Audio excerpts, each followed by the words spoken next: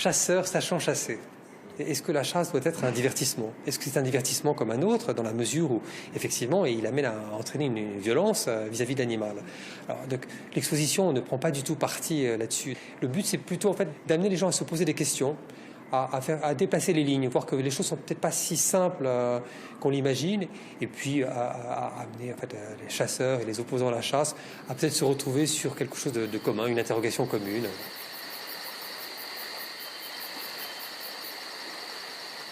C'est du carton ondulé avec du bois, donc, très fragile, mais ça a plutôt bien voyagé. Donc c'est plutôt un point positif pour nous. C'était une œuvre qui nous posait quand même un peu de problème.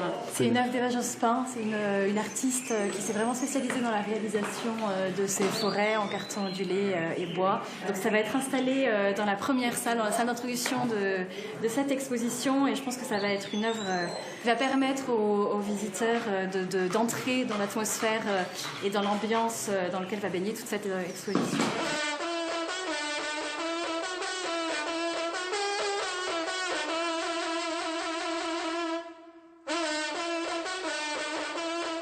Ici, on se trouve à côté d'un lapin qui a été fait par un artiste suisse, Christian Gonzenbach.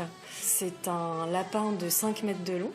Il a l'air très, très sympathique comme ça, très doux. Mais ce qu'il faut savoir, c'est qu'il est constitué de 650 peaux de lapin. Ces œuvres viennent dialoguer avec les objets anciens, avec l'histoire. Elles ne donnent pas de réponse, elles font simplement réfléchir. Elles font travailler l'imaginaire aussi, et elles nous transportent.